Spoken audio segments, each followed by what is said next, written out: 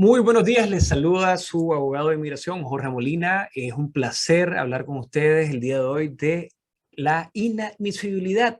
Este webinario es el primero de una serie de que vamos a hablar básicamente qué es lo que nos hace inadmisible y cómo curar esa inadmisibilidad. El propósito de esta presentación es empezar a hablar del tema, definir qué es lo que es la inadmisibilidad, qué es lo que nos hace inadmisible.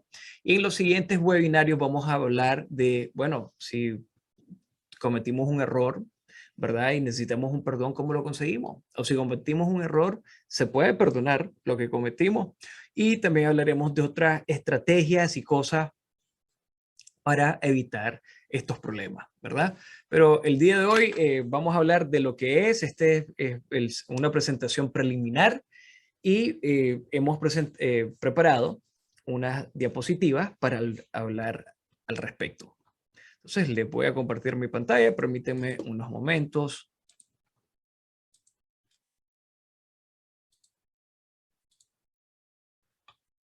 Ok, entonces, ¿qué es la inadmisibilidad? Entonces ahí tienen la foto de un bouncer, ¿verdad? De una persona de seguridad diciéndole a alguien alto. Básicamente, eh, esa es una buena forma de pensar respecto a la inadmisibilidad. El día de hoy vamos a hablar, bueno, ¿qué es lo que es la inadmisibilidad? Vamos a definir el término y vamos a hablar de todas las cosas que nos pueden hacer inadmisibles y cubrir algunos ejemplos, ¿verdad? Y tener en cuenta eh, eh, cómo se determinan las cosas y en algunas ocasiones no necesitamos que no tener una convicción, solo el hecho de que lo hayamos cometido o hecho algo nos llevaría a tener problemas, ¿verdad? Pero, ¿qué es lo que es la inadmisibilidad? Básicamente es cuando se determina que una persona no puede ser admitida o no puede entrar a los Estados Unidos o que se le permita ajustar o cambiar su estatus en los Estados Unidos. Entonces, que no se pueden hacer un residente permanente, no pueden optar a la residencia permanente dentro de Estados Unidos, ¿verdad? Entonces, por eso cuando analicemos la palabra inadmisibilidad, entonces ¿verdad? Admisibilidad, admisión, ¿verdad? Que no puede ser admitido a los Estados Unidos, ¿verdad? Pero como en la mayoría de las cosas siempre hay excepciones, hay perdones disponibles, ya vamos a hablar más al respecto, y hay un universo limitado de qué es lo que nos hace inadmisibles o no. Permítame un segundo.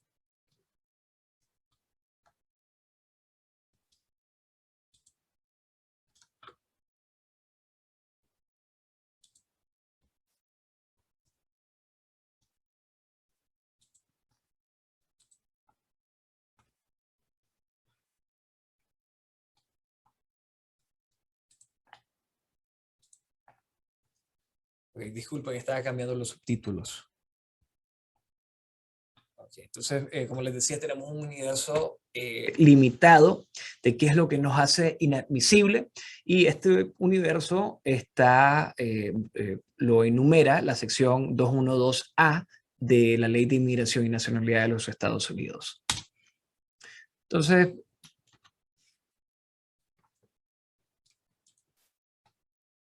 ok, entonces los primeros fundamentos, ¿verdad? De qué es lo que nos puede hacer inadmisible son cuestiones relacionadas con la salud, ¿verdad? Entonces, cuando pensamos en cuestiones de inadmisibilidad, pongámonos a pensar desde la perspectiva del soberano, ¿verdad? De los Estados Unidos. Como país, Estados Unidos puede decidir quién puede entrar al país y quién no puede entrar al país, ¿verdad? Entonces, es como nosotros con nuestros hogares o nuestras casas, nosotros podemos decidir quién queremos que entre y quién queremos que se quede afuera. Entonces, las primeras razones que mira Estados Unidos como razón para que una persona no pueda entrar al país son cuestiones de salud. Pero entonces, si una persona no ha estado vacunada en contra de las paperas, sarampión, tétano, cosas de ese tipo, Estados Unidos dice que o se vacunan o no pueden entrar a Estados Unidos. Hablando de vacunas, recientemente la política del gobierno federal respecto a las vacunas en contra del COVID-19 cambió. A partir del 1 de octubre es necesario que una persona sea vacunada en contra del COVID-19 antes de que le puedan dar o emitir una examinación médica, ¿verdad? Entonces, este no fue un cambio de regulaciones, fue un cambio de política. Entonces, para que un doctor calificado para que hagan estos exámenes le puedan dar los resultados, la persona, o siquiera tomar el examen, la persona tiene que estar vacunada en contra del COVID. Hay ciertas excepciones, por ejemplo, si la persona que está buscando el examen médico es un menor. Sabemos que las vacunas todavía no han sido aprobadas para menores. Entonces pueden pedir lo que se conoce como un blanket waiver, o sea, un perdón en blanco, estipulando que no es apropiado para esta persona. También hay otras razones, otras excepciones. Por ejemplo, si su doctor aconseja que no deberían de tomar la vacuna por X y razón, pueden ser que sean más susceptibles a reacciones negativas por la vacuna o estén en estado de embarazo, cosas de ese tipo, ¿verdad? Entonces, hable con un cirujano, perdón, con un médico calificado y aprobado para hacer estos exámenes para ver si puede calificar para un blanket waiver. Eh, en el pasado, otras categorías que entraban que no podían entrar a Estados Unidos eran personas, por ejemplo, con VIH, SIDA, ¿verdad? Que tenían exámenes positivos, y eso cambió a mediados de los años 2000, entre otras cuestiones, ¿verdad? Pero esto lo hacen como una medida de salubridad en los Estados Unidos para proteger el resto de la población.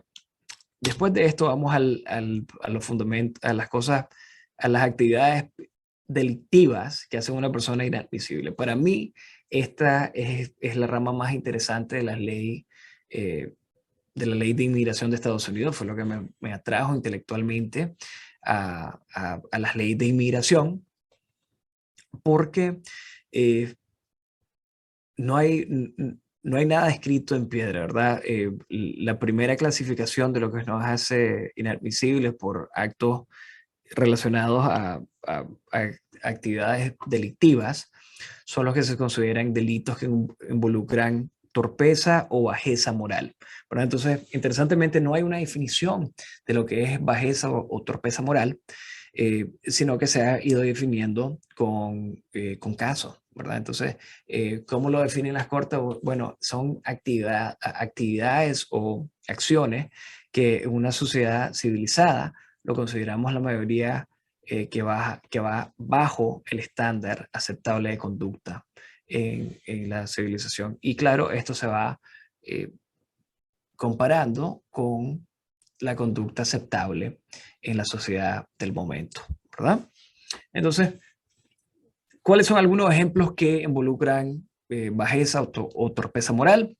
Son, bueno, cuando tenemos algún robo, el shoplifting, ¿verdad? Que si se roban algo en una tienda, si cambian el ticket de una prenda para pagar un precio más bajo, eso se considera un delito que involucra torpeza moral. Son todos los delitos que uno comete, ¿verdad? Entonces, nadie es perfecto, ¿verdad? Entonces, la ley reconoce eso. Hay excepciones para si cometemos un error hace 20 años, 10 años, o en algunos casos no importa cuándo, sino que cuál fue la pena que recibimos. Y una de las excepciones más grandes es lo que se conoce como una pena, un delito menor, insignificante, como por ejemplo si la pena máxima que nos pudieron haber dado era menor de 365 días de cárcel y la pena que nos impusieron fue menor de 6 meses. Entonces aquí vienen, por ejemplo, ofensas por delitos de robo, eh, cuestiones de peleas, cosas de ese tipo. Otros ejemplos de delitos que involucran torpeza moral son las cuestiones que involucran fraude. Entonces, por ejemplo, si a alguien lo detiene la policía, descubren que tiene una tarjeta de residencia falsa o una licencia falsa y, y le ponen cargos en contra de eso, se declara culpable. Bueno, eso es un delito que involucra torpeza moral, lo cual debería en muchos casos podría pedir perdones, en muchos otros no hay perdones disponibles.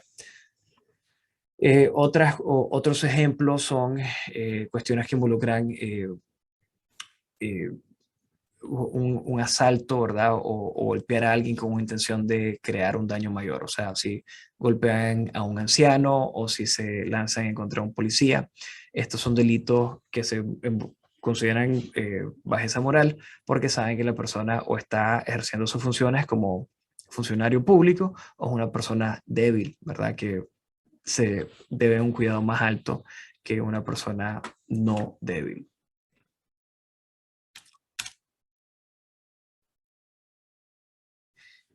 Bueno, y aparte de los delitos que involucran torpeza moral, también hay otras cuestiones que nos hacen inadmisibles, ¿verdad? Entonces, por ejemplo, cualquier violación relacionada con las sustancias controladas, con drogas, narcóticos, cosas de ese tipo, generalmente nos hacen inadmisibles permanentemente. Hay una pequeña excepción, es la excepción, es para un perdón relacionado para la posesión de marihuana, pero la posesión de marihuana tiene que ser de menos de 30 gramos. De ahí cualquier otra ofensa relacionada con sustancias controladas nos hacen permanentemente inadmisibles, que quiere decir que no hay un perdón disponible y que generalmente no se les puede admitir a Estados Unidos y no pueden ajustar estatus dentro del país. Entonces cosas como posesión de cocaína, posesión de metanfetaminas, heroínas, cosas de ese tipo. También, obviamente, si estamos involucrados con el tráfico de drogas, también son inadmisibles. Pero también tenemos otras categorías como personas que han estado relacionadas en la prostitución o en la comercialización de la prostitución y el lavado de dinero. Muchas categorías de estas no solo son razones por las cuales una persona puede ser inadmisible, sino que también puede ser deportable o podría ser considerada eh, una felonía agravada, lo cual quiere decir que tiene cualquier alivio disponible en corte de inmigración severamente limitado si tenemos una convicción por una felonía agravada. Si ustedes no saben si las convicciones o tal vez la oferta que le están dando en una corte de inmigración, consulten, perdón, en una corte penal los podría afectar para cuestiones de inmigración. Por favor, consulten con un abogado de inmigración calificado que les puedan explicar las repercusiones de esa convicción en su récord, ¿verdad? Entonces estas son cosas sumamente serias que pueden poner en riesgo nuestra vida en Estados Unidos. Ok, entonces la tercera categoría que tenemos son eh, eh, acciones relacionadas con la seguridad que nos hacen inadmisibles. Entonces aquí tenemos la foto de Joseph Stalin, el dictador de la Unión Soviética, ¿verdad? Entonces lo primero que se nos viene a la mente con cuestiones de, de seguridad, ¿verdad? Cuando fue diseñado o cuando la primera versión del Código de Nacionalidad y Migración de Estados Unidos fue propuesto en el 52, estaban pensando en Joseph Stalin y personas involucradas con el Partido Comunista en la Unión Soviética. ¿Verdad? Entonces de ahí viene esta jurisprudencia, de aquí vienen estos términos. Pero hoy por hoy la rama más grande que se ha ido expandiendo son actividades que tienen que ver con el terrorismo. Y no quiere decir que tiene que ser el líder de Al-Qaeda o alguna otra organización terrorista, talibanes, cosas de ese tipo, sino en muchos casos tenemos alguna persona que le está ayudando a una organización sin fines de lucro con una donación mínima de $5, de $10, y termina siendo que esa organización sin fines de lucro le apoyó alguna vez a alguna organización que los Estados Unidos considera como una organización terrorista. Entonces ahí sale estas cuestiones de terrorismo.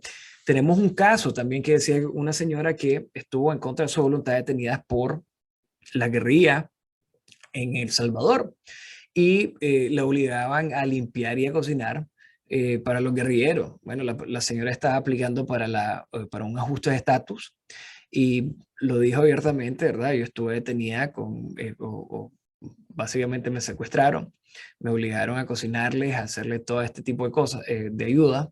Y el caso avanzó en apelación y lo que resultó es que la Corte de Apelación dice cualquier apoyo, aunque sea trabajo involuntario, se considera una razón de inadmisibilidad. Entonces tenemos que tener mucho cuidado con lo que hacemos. Aunque nosotros pensemos que no estamos ayudando a actividades terroristas, tenemos que tener estas cuestiones presentes. Antiguamente, a donde mirábamos estos fundamentos de inadmisibilidad ser aplicados más rutinariamente son personas que han estado involucradas con la persecución nazi, ¿verdad? En Alemania. Esto ya ha pasado, ¿verdad? Obviamente la mayoría de las personas que estuvieron involucrados ahora son ancianos, muchos ya están muertos, pero creo que fueron hace como 5 años que vimos un caso de un señor que ya había sido nacionalizado, se descubrió que formó parte de la persecución nazi, le quitaron la nacionalidad y fue deportado, creo que o a Israel o a Polonia, para para enfrentar cargos por delitos de guerra, ¿verdad? Entonces, estas son las cuestiones de inadmisibilidad relacionadas con la seguridad. Y seguimos, ¿verdad? Y la segunda o tercera sombría o rama de cuestiones de inadmisibilidad tiene que ver con gente que ha violado las regulaciones de las leyes de inmigración. Importante, a diferencia de los delitos que involucran torpeza moral, aquí no se necesita que una persona haya sido condenada, ¿verdad? O haya culpable respecto a estas acciones. Muchas veces estas razones de inadmisibilidad salen a relucir porque la persona lo declara, ¿verdad? No podemos mentir nosotros en las explicaciones, sobre todo cuando estamos lidiando con agentes de inmigración, entonces, y nos preguntan a secas, ¿verdad? Que si alguna vez has cometido una de estas ofensas. Entonces, antes de actuar solo o de mentir y eso, consulten con un abogado calificado que les pueda explicar cuáles serían las repercusiones. Por ejemplo, si una persona ha dicho ser ciudadana americana en el pasado, eso se considera la pena de muerte para cuestiones de leyes de inmigración.